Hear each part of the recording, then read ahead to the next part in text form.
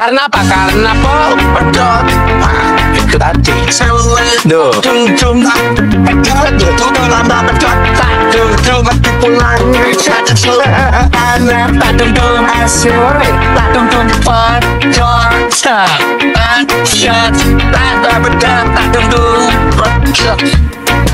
Manje. Oh gitu Pak ya.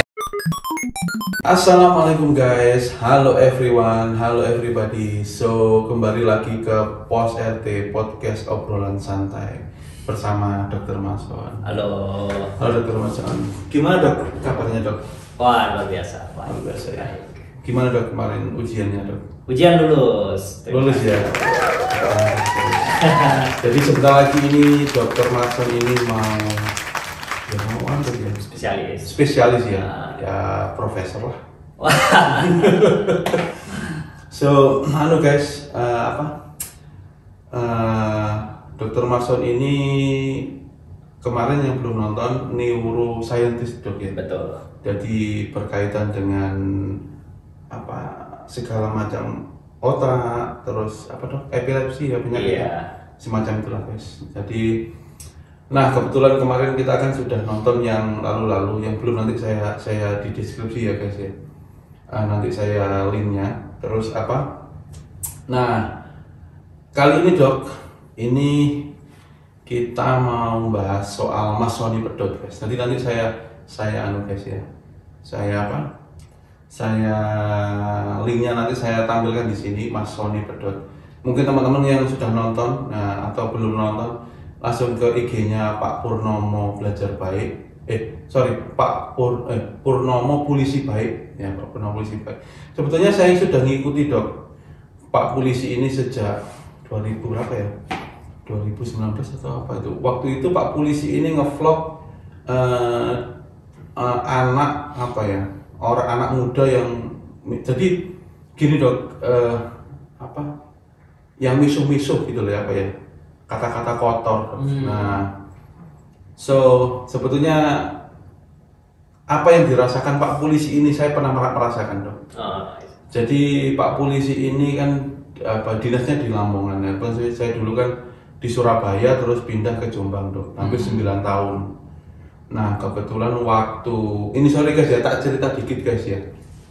Nah kebetulan waktu saya kerja itu waktu itu saya di kalau nggak salah di operasi di Pangwal. Nah ketika itu dok, itu kan kita kan kadang-kadang kan ada kunjungan menteri. Betul. Nah ada kunjungan, waktu itu saya masih ingat Bu Susi kalau nggak salah. Nah sebelum kunjungan ini kan kita deteksi dini guys. Jadi kemungkinan kalau ada apa-apa, misalnya ada orang yang kayak memasoni ini, kita sebaca masoni pedot guys ya.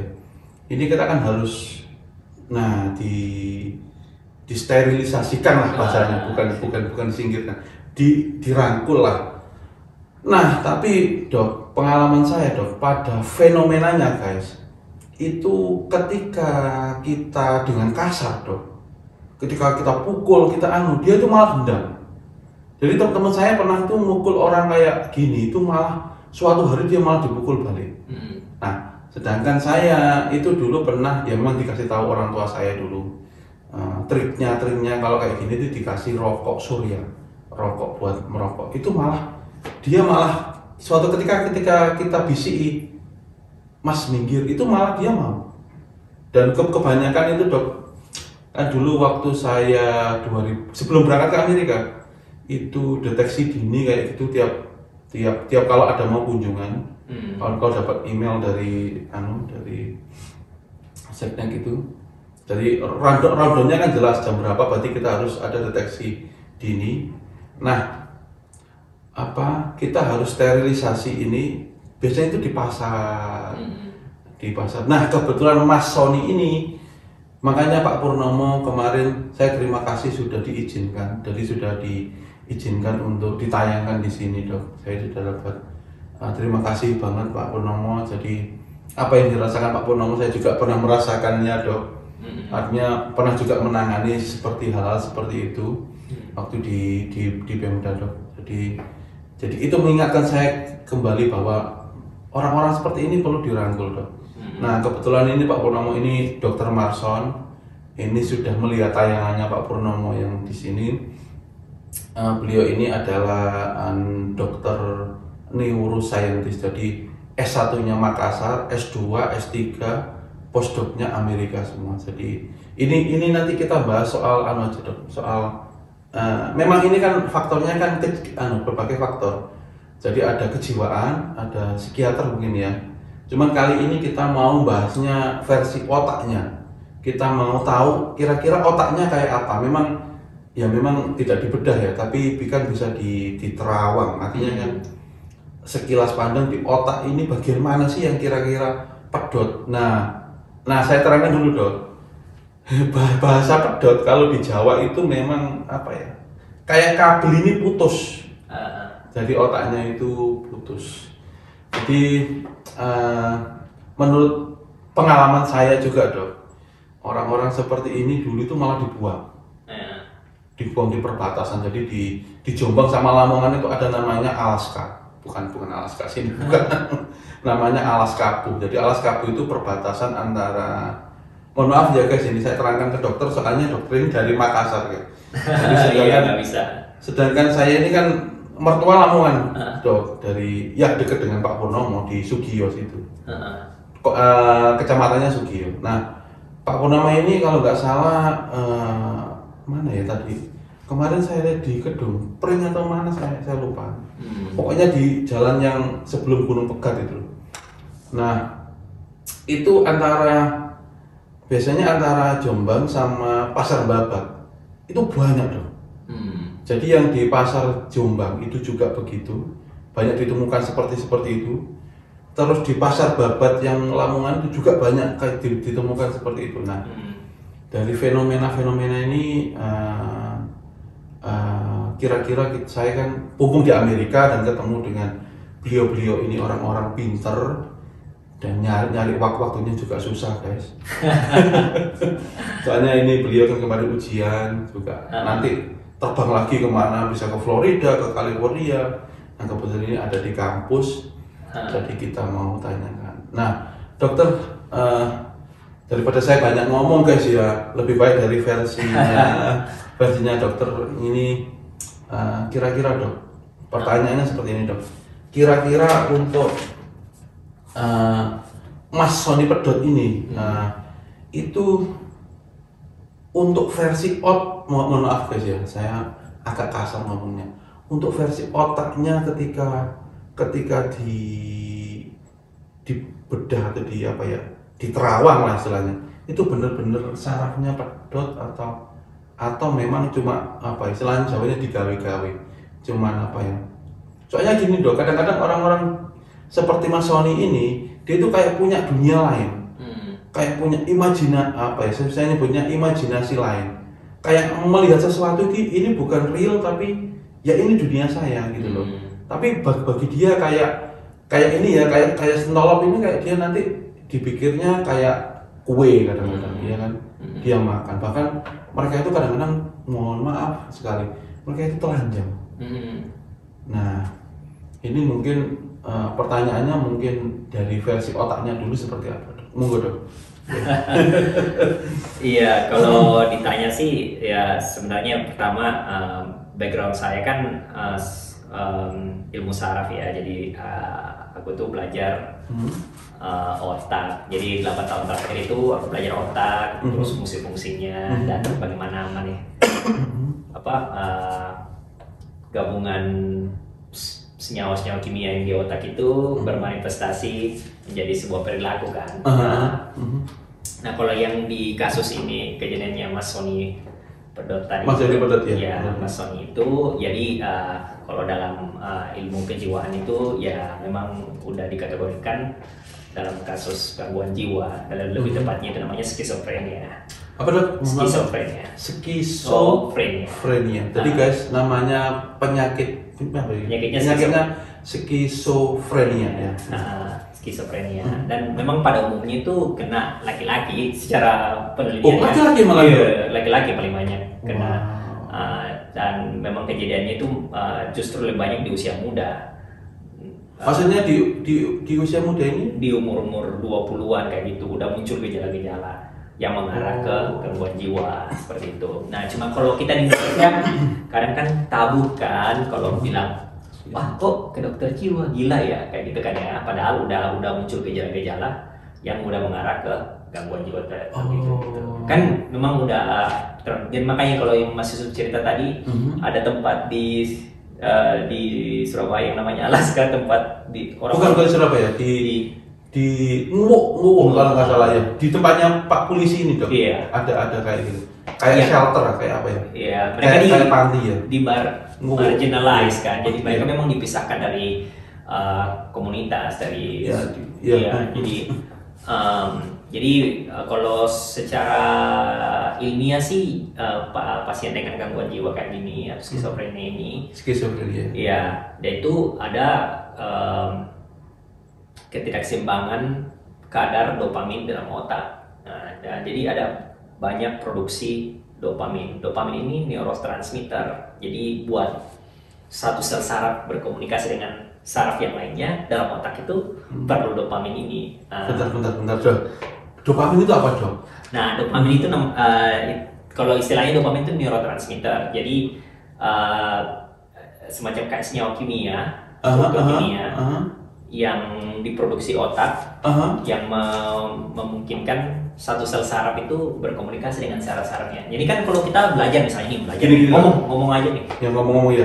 Kalau ngomong ini kan Mas Yusuf ngomong untuk saya bisa mengerti apa yang Mas Yusuf ngomong itu dopamin lompat dari sel saraf yang satu ke saraf yang lain gitu. Berarti kayak di sini otak dok ya? Iya. Berarti di sini tuh dopamin itu lompat ke sana.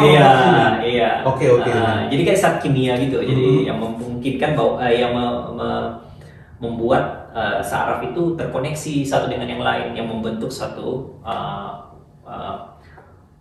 unit fungsi otak gitu. Jadi memang penting banget nih dopamin ini. Kalau kadarnya lebih, kadarnya kurang, itu pasti ada bisa menyebabkan gangguan jiwa tadi. Jadi apalagi termasuk skizofrenia itu kadar dopaminnya sangat tinggi. Nah, kalau pasien-pasien dengan depresi justru kadar dopaminnya kurang kayak gitu. Kayak gitu. Bentar. So jadi depresi dok, itu berarti kadar dopaminnya malah kurang. Berarti mereka itu kurang bahagia intinya dok ya? Betul. Nah, kalau kayak Mas Sony ini, kira-kira dia terlalu bahagia atau?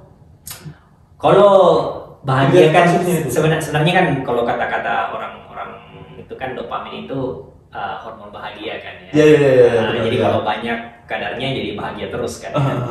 Tapi sebenarnya tidak sesimpel itu. Jadi dopamin itu memang kan dopamin banyak fungsinya dalam otak. Jadi kalau memang ada pasien dengan gangguan jiwa atau skizofrenia tadi itu, jadi memang kadar dopaminnya meningkat secara signifikan di dalam otak. Masalah bahagia atau tidak bahagia, jadi itu susah dinilai karena Mas Sony ini atau pasien-pasien dengan skizofrenia ini tidak bisa lagi mempersepsikan atau membedakan dunia nyata dengan dunia imajinasinya. Jadi bahagia menurut kita belum tentu bahagia buat mereka juga ya. Buat mereka. Tapi ada fungsi-fungsi yang dasar yang masih bisa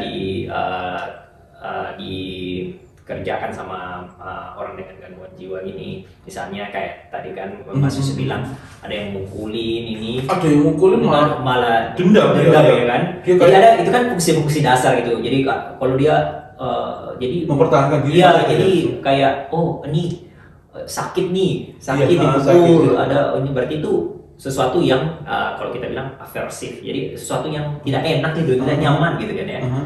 Jadi berarti sebagai manusia berarti ya harus melawan gitu kan ya. Jadi tapi kalau kita baikin juga ikut kita kasih rokok malah ingat dia. Iya, jadi ada memang beberapa fungsi itu yang masih normal gitu, walaupun ada gangguan tadi dopamin. Padahal dia itu menurut kita dia tidak waras dok ya. Betul, tidak waras. Tapi pada kenyataan memori itu di otaknya masih menyimpan. Ada beberapa fungsi otak yang masih tetap bekerja ya? baik ya.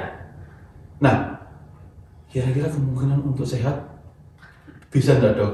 Karena kan kita melihatnya kan fungsi otak, fungsi saraf ini masih bisa kayak kabel yang putus bisa disambung lagi, bisa enggak kayak apa ya kabel yang kayak ini ya ditali lagi gitu, bisa enggak kira-kira dok? Kalau saraf sendiri sih sayangnya ya, saraf itu sifatnya tidak. Jadi misalnya kalau udah rusak, itu rusak selamanya, nggak bisa bagus. Oh my God. Jadi gitu guys, mohon maaf dok saya potong. Jadi kalau saraf Anda rusak atau pedot, ya sudah dok ya. Iya, jadi apalagi yang kayak kasusnya Mas Sony itu sifatnya kan pasti udah kronik. Nah, kalau kriteria diagnosanya ya, maksudnya untuk seseorang bila dikatakan ada gangguan jiwa atau skizofrenia ini harus menunjukkan gejala kayak Mas Sony itu lebih dari 6 bulan. Lebih dari 6 bulan. Oke dok. Iya, jadi minimal untuk bisa dibilang gila atau ada skizofrenia itu, maaf ya bahasa saya. Iya. Jadi untuk skizofrenia itu kayak itu harus menunjukkan gejala-gejala, misalnya mendengarkan halusinasi kan, mendengarkan tiba-tiba ada yang berbisik sama saya gitu. Iya, kadang-kadang ada yang ada bisik, makanya kayak ini gitu, ada yang tiba-tiba telanjang. Tiba-tiba kadang-kadang itu ada satu kasus dulu itu sampai membunuh dok. Iya, betul. Dibisiki halus-halus untuk membunuh ibunya teman sampai. Iya, ada memang kasus ekstrim yang kayak gitu. Jadi terapinya itu sangat kompleks ya. Jadi misalnya bukan cuma obat aja. Jadi ada obat memang yang untuk menurunkan kadar dopamin tadi, untuk mengontrol gejala-gejala dari orang penyakit jiwa ini kan. Jadi supaya mereka bisa lebih terkontrol aja. Ini dok, saya potong. Kalau di Pak Purnomo ini dok, di Pak Polisi baik ini dok, itu terapinya itu saya lihat versi YouTube ya guys. Kan saya 5 tahun belum pulang ke Indonesia dok. Jadi itu dok, itu di lari-lari jalan sehat itu dok, tiap pagi. Jadi lihatnya sebelum makan atau setelah makan itu. Jadi kayaknya terapi itu ya mungkin membuat mereka tadi kan prinsip dasar hidup tadi ya, mempertahankan diri mungkin termasuk jalan, mungkin termasuk salah satu. Kalau sebenarnya sih tidak ada ininya, efek placebo aja, jadi tidak ada. Otak kan bagian yang terpisah dengan. Jadi walaupun sehat jasmani, mentally itu beda. Jadi physically boleh sehat aja. Physically boleh sehat ya. Boleh. Jadi secara fisik kita gagah, besar ya, tapi secara mental ya mungkin ya itu tadi Mas Sony itu ini gangguan memang di otaknya ya. Jadi, padahal dulu Mas Sony ini pernah katanya loh ya versi yang lain itu pernah sampai ke Pak Jokowi, bukan ke Pak Jokowi, dapat penghargaan katanya. Katanya dia berprestasi, nggak tahu suatu ketika terus dia akhirnya bahasa Jawa itu lempung yang ngarani ya, kayak kalau di Amerika itu stres depresi ya mungkin ya, kayak nyeleleng ya mungkin ya katanya sebagian orang kan ya. Saya sih belum tahu betul karena kan ya semoga nanti kalau saya pas pulang dok di Sugio di Lamongan nanti saya tak mampir ke Pak Purnomo di pantinya itu. Mungkin bisa tahu betul Mas Sony yang pedot itu. Tapi secara fisik memang dok sehat ya. Maksudnya otot-ototnya tidak kering kerontang, tidak artinya kan Nah kemarin itu kan saya lihat itu waktu itu kan di Desember di Januari pas saya podcast sama Mas Andreas itu baru lihat itu Mas Sony pedot, tertawa gitu. Soalnya kita kan sama-sama orang Jawa, jadi istilah pedot itu istilah yang menganggap orang itu bocor halus lah istilahnya pedot. Jadi Jadi ya. Nah dok, ini dok, pertanyaan lagi dok. Kira-kira dok ya, kan dari neuro apa tadi dok? Yang otak tadi dok? Neurotransmitter. Neurotransmitternya tadi kan rusak dok, apa ya? Iya, ada produksinya berlebihan. Fungsinya terlalu berlebihan. Nah, kalau di Amerika studi kasus kayak gini ada nggak? Wih, banyak. Wih banyak dok ya? Iya. Nah, gue bilang tadi kan, itu usia-usia muda. Justru usia muda lebih muda dari Pak Sony itu udah muncul gejala. Pak, kalau Pak Sony ini perkiraan umurnya berapa dok?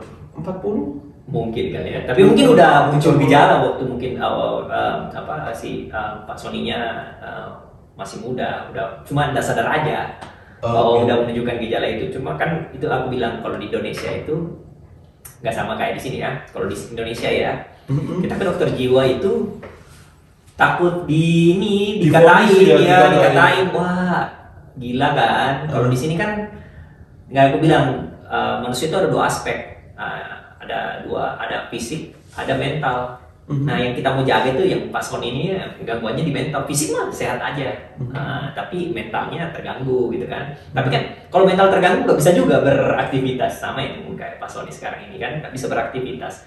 Jadi fungsinya sebagai seorang manusia terganggu. Nah kalau kita di Indonesia itu untuk yang kita obati itu kadang sering cuma fokus di fisik doang. Wah sakit ini, sakit punggung gitu misalnya, dokter minta obat ini. Padahal sebenarnya mungkin ada depresi atau ada stres, ada kecemasan gitu, yang mungkin lebih tepatnya ditangani sama dokter penyakit jiwa gitu kan ya. Jadi tapi kalau kita ke dokter jiwa, wah nanti takut. Jadi gila. Dikatain sama teman. Satu kampung tahu. Aduh, dokter jiwa. Padahal tidak seperti itu. Nah, kalau di sini justru makanya deteksinya lebih cepat dan penanganannya lebih cepat dan ini lebih banyak suksesnya ya. Jadi tapi memang kalau kebanyakan itu untuk penyakit gangguan jiwa ini di sini memang kasusnya banyak. Di Amerika banyak dok ya? Banyak sekali. Oh jadi gitu guys ya, apalagi di Indonesia dok ya, kita kan habis apa? Pilpres.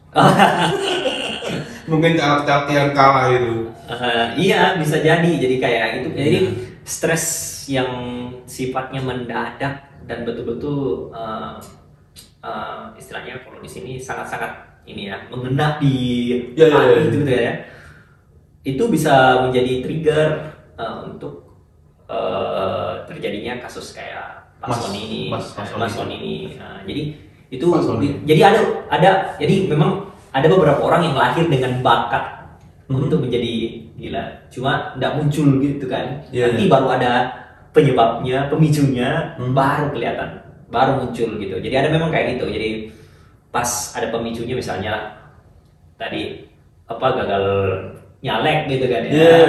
Gagal nyalek, udah habis banyak nih. Bisa muncul lah gejala-gejala itu. Wah, ini guys, bagi jenengan yang nyalek, jangan malu-malu dok ya, mungkin ke psikiater. Betul. Artinya gini guys, ya memang piye ya dok ya. Kalau di negeri Konoha itu kadang-kadang kita ngomong ke dokter jiwa, itu kadang-kadang kita itu dianggapnya sakit jiwa. Betul. Padahal kita itu butuh makanya kalau Pak Purnomo bikin kegiatan jalan saya itu tak pikir itu kan biar orang-orang ini berkegiatan terus gitu loh.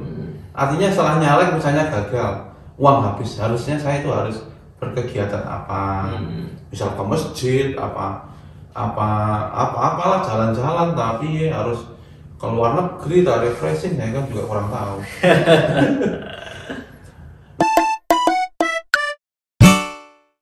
Ini dok, ini terakhir dok, pertanyaan terakhir dok. Ini terkait Mas Sony lagi ya. Jadi kasus seperti ini kan banyak dok, kasus di negara kita dan tidak tertangani. Itu masalahnya. Karena saya juga punya pengalaman di lapangan, tidak main-main. Saya 2010 sampai 2000, sebelum ke Amerika saya masih nangani satu. Kalau nggak salah waktu itu Bu Menteri Susi, jadi di kunjungan ke Pondok Tebuireng, jadi di pasti Tebuireng kan ada pasar apa cukir namanya, jadi ada. Waktu itu kita sterilisasi, deteksi dini, bahkan seminggu sebelum kunjungan kita deteksi dini.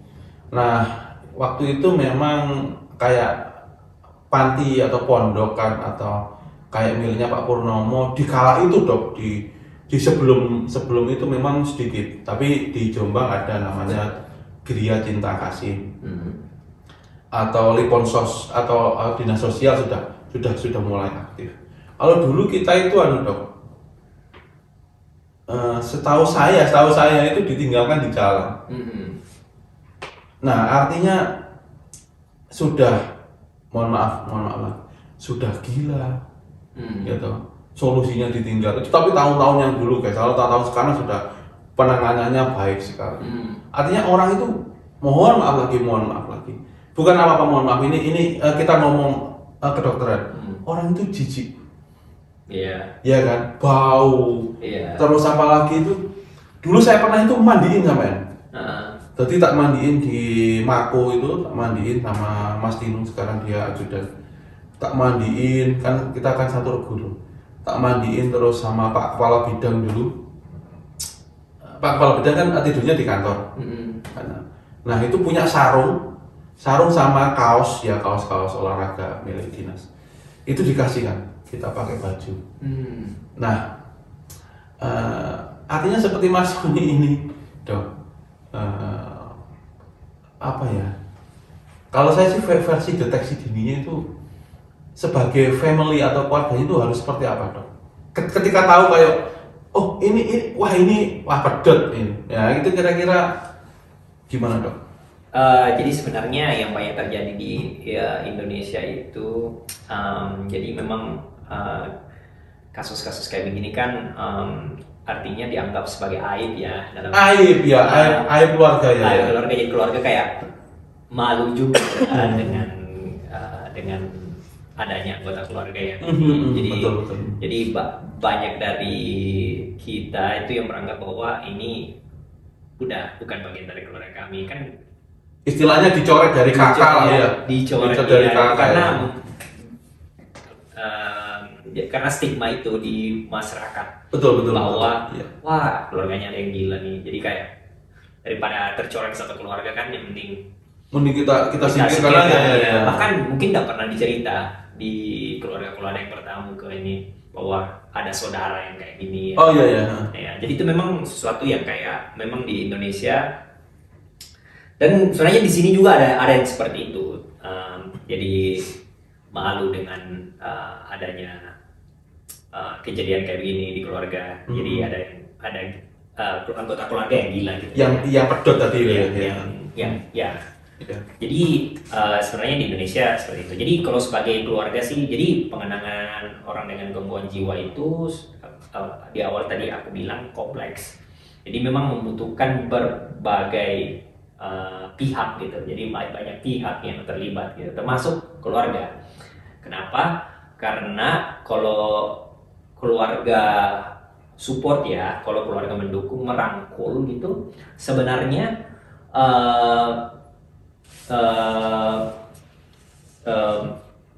apa istilahnya, jadi kayak penyakitnya itu, proses penyembuhannya itu jauh lebih baik kalau keluarga terlibat dalam terapi gitu, atau merangkul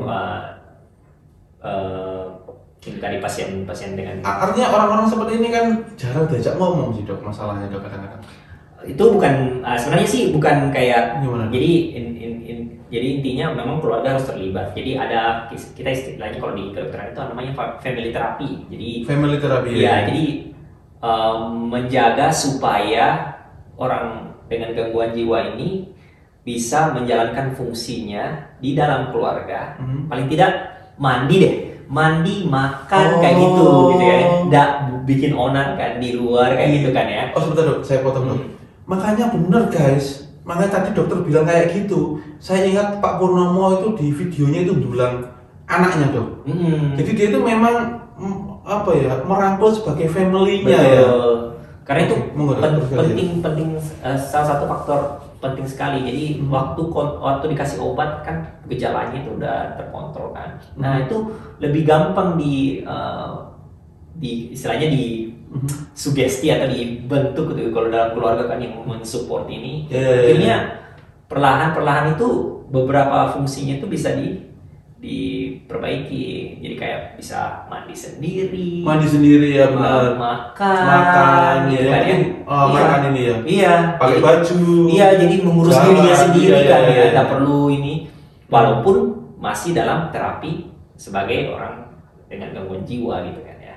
Jadi sebenarnya kayak gitu, makanya peran keluarga itu sangat-sangat penting. Jadi sebenarnya bukan taruh di rumah sakit jiwa sana atau terus ditinggalin. Sebenarnya nggak seperti itu, karena penanganan orang dengan gangguan jiwa itu memang betul-betul sifatnya kompleks, sifatnya kompleks. Jadi kalau tinggal di ini ya susah juga kan, ketemunya orang ini lagi, ketemunya sama dokter sama perawat. Iya, jadi susah kan, mereka juga nggak kenal dan orang ya bukan family. Iya, bukan family kan ya. Jadi kan sebenarnya banyak orang-orang yang dengan gangguan jiwa dan termasuk mason ini, sebenarnya mungkin bisa dapat penanganan yang lebih baik, dan akhirnya dia itu bisa tetap berada dalam komunitas masyarakat gitu, tanpa menyebabkan gangguan-gangguan atau masalah-masalah ya kan. Masih sebilang dari mau disterilis. Tadi kadang-kadang itu sampai ada di pertunjukan itu dia buka. Iya, kayak gitu kan yang sebenarnya peran keluarga sangat penting di situ. Bukan malah ditinggalin. Tapi ketika dulu saya gini aja sudah dia turun. Terus di samping saya gini terus tak kasih rokok, tenang dia. Iya. Karena kita memang awalnya memang bersentuhan dengan saya sih emosionalnya. Betul. Tak kasih rokok dulu, terus ya makan nasi pecel itulah. Artinya makanya itu dok, saya ketika melihat Pak Purnomo itu teringat tugas-tugas saya yang dulu ketika di operasi bukan dideteksi. Di 2019 saya dideteksinya. Deteksi itu beda dengan operasi.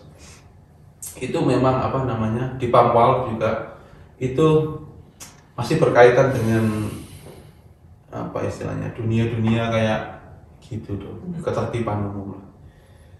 Aduh dokter, terima kasih banyak waktunya dok. Terima kasih sama-sama sudah diundang. Iya, jadi ini sedikit banyak dari apa yang saya pelajari dan saya tahu ya. Jadi tapi sebenarnya yang ini saya sebenarnya yang dari sisi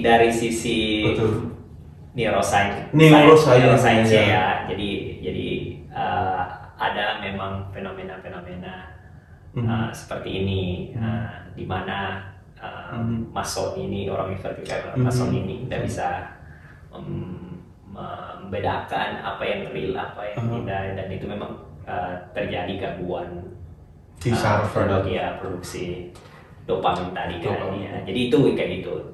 Jadi saya bukan expert ya, bukan ahli dalam bidang. Ya, jadi guys ini tadi dalam bidang kejiwaan, tapi ya sedikit banyak saya tahu, dan karena memang jurusan saya neuroscience saraf ya.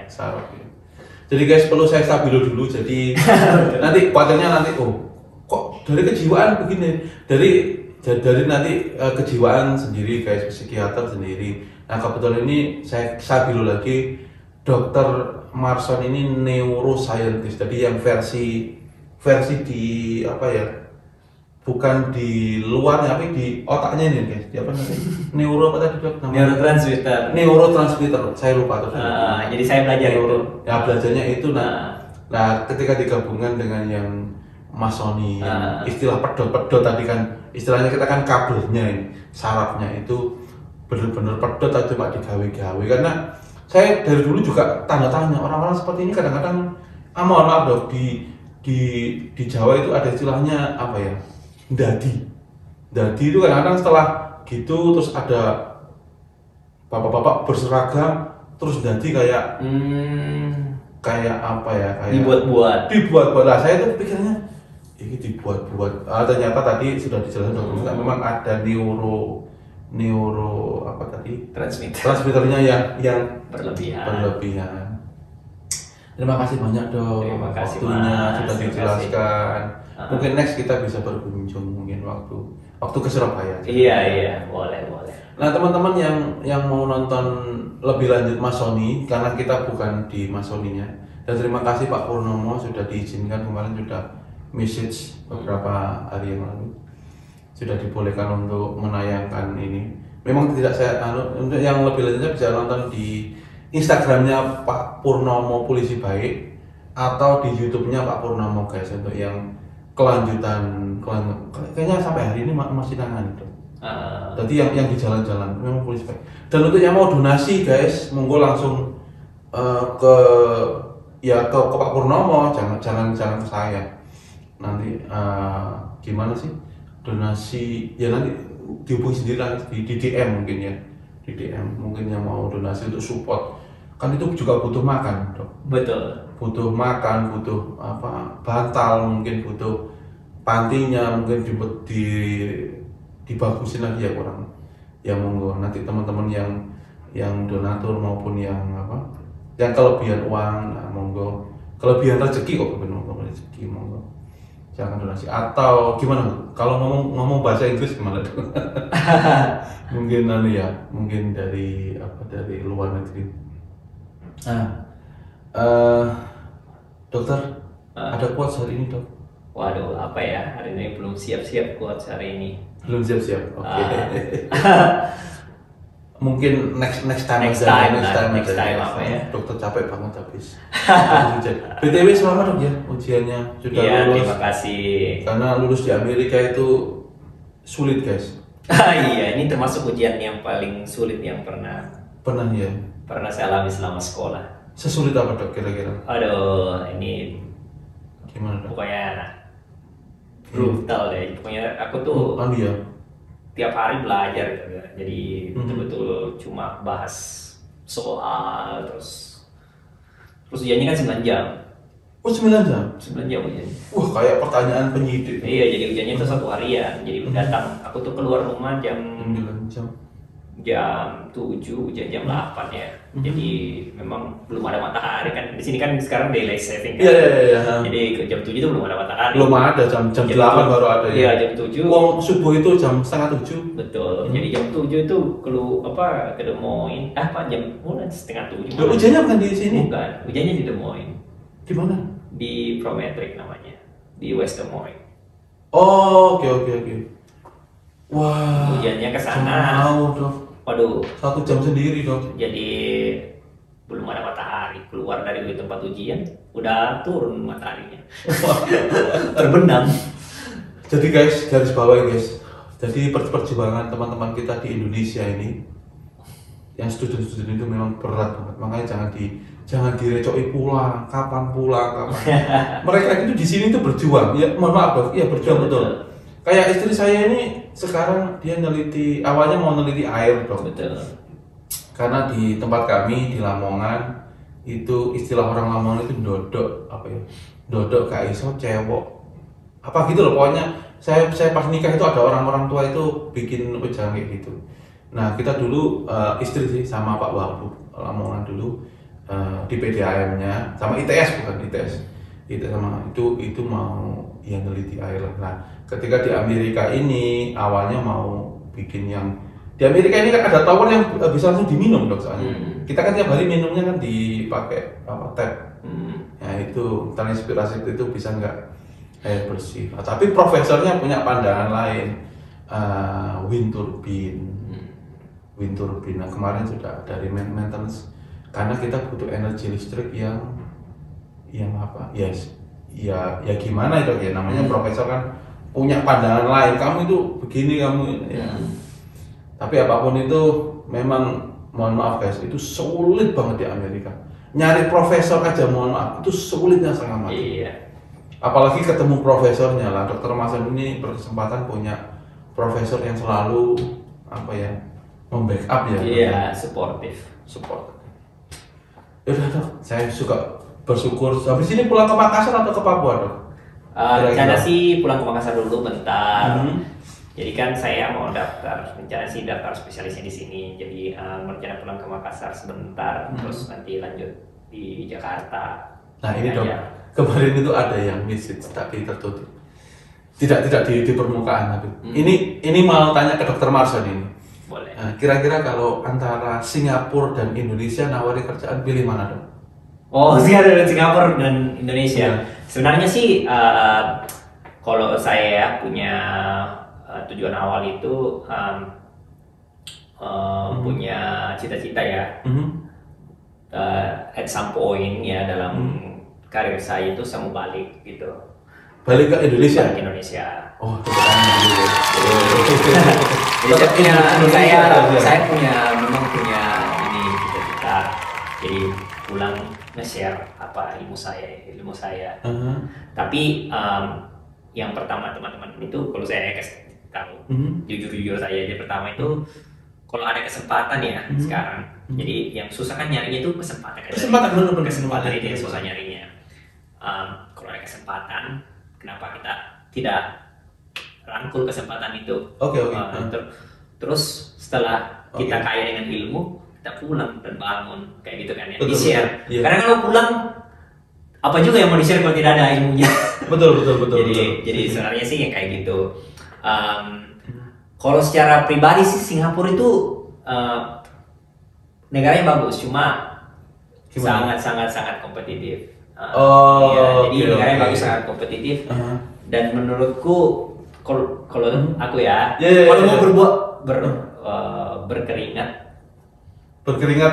kalau mau berkeringat kerja ngajar gitu ya, terus bukan sama bangsa sendiri, rasanya kurang ini worth it gitu. Tapi kalau sesama bangsa sendiri misalnya di Makassar itu mungkin lebih bisa membangun pemuda Makassar gitu. Ya karena kan aku kan bagian dari Indonesia gitu kan ya. Oh iya. Indonesia. Jadi harus memberi kembali.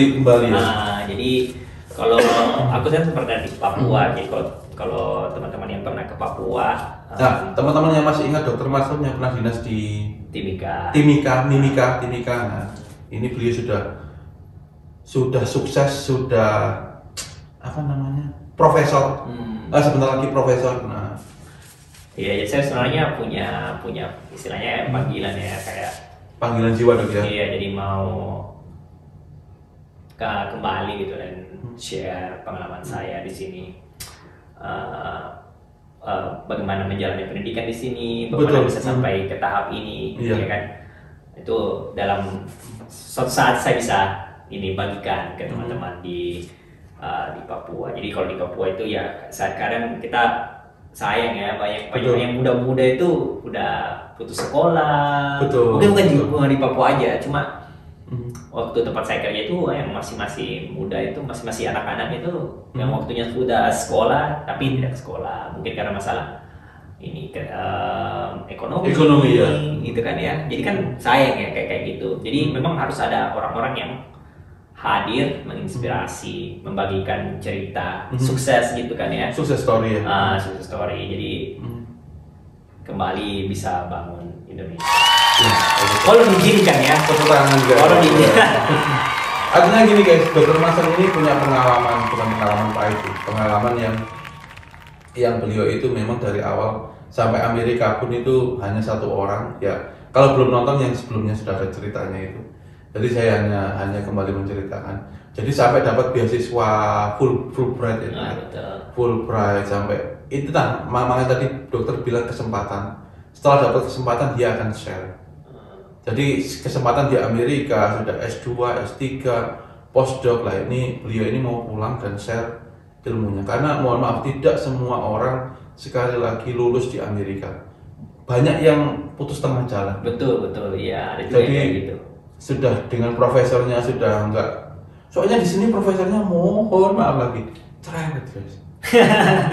detail banget soalnya. Itu kayak ya bukan janda tapi memang seperti itu. Iya, nggak bisa kayak ini. Nggak bisa kayak dikasih skripsi. Dulu skripsi pakai kecap. Kecap sama ini si souvenir. Dapat nilai bagus. Oke dok, terima kasih dok. Enak banget sama Dokter Marson. Terima kasih sudah bukan membedah ya, menerawang Mas Sony Pedot ini karena jadi- mengingatkan saya kembali ke tugas-tugas saya yang dulu dok. Memang saya juga rindu ke tugas saya yang dulu tapi ketika di Amerika ini kan beda banget. Betul. 360 derajat apa yang kita kerjakan di Amerika dengan di Indonesia ini apa ya? Makanya saya dulu lihat Pak Purnomo dipisui itu dikata-katai kotor sama anak pemuda di jalan. Hati saya itu kayak kok kayak gitu ya. Tapi itu yang pemuda stres. Tadi dokter bilang 20. Nah, ketika Mas Sony Pedot kemarin, saya itu lihatnya gini guys. Kok kayak pasar babat, kayak kami kan kakek saya kan dari istri kan juga babat gitu. Betul. Kok kayak kenal daerah sini aku gitu. Oh, di daerah sini memang banyak kayak gitu. Memang tugasnya Pak Purnomo ini berat banget. Berat dalam arti bukan sebagai aparat ya, sebagai polisi ya. Cuman berinteraksi tidak semua orang mau dong. Kalau cuma mental healthy-nya oke, baunya. Belum lagi telanjangnya, belum lagi marahnya. Betul. Belum lagi nanti kena dendam. Betul. Orang gini kan dendam kan, Iya. orang-orang gila itu kan dendam. Bukan gila, sorry, pedot tadi, saya ralat. Jadi pesan dokter tadi, jangan malu ke dokter kejiwaan ketika ada indikasi dokter. Bukan berarti Anda gila loh, bukan loh ya. Iya. Berarti itu untuk Anda ini apa ya? Butuhnya apa sih? Nah, nanti dokter kejiwaan atau psikiater yang tahu. Oke dok, terima kasih dok. Terima kasih, Sewaktunya sudah meluangkan waktunya. Tadi saya jemput di labnya guys. Iya, terima kasih Mas sudah Saya, dijemput. Dok, saya terima kasih kok tadi. Ada. Labnya pusat banget itu. Memang tidak main-main satu komplek. Kompleknya kantornya Pemda. Oke, terima kasih guys sudah menonton, sudah Terima terlalu kasih. banyak. Oke, thanks for watching. Jangan lupa sarapan, jangan lupa berdoa. Bye bye. Bye.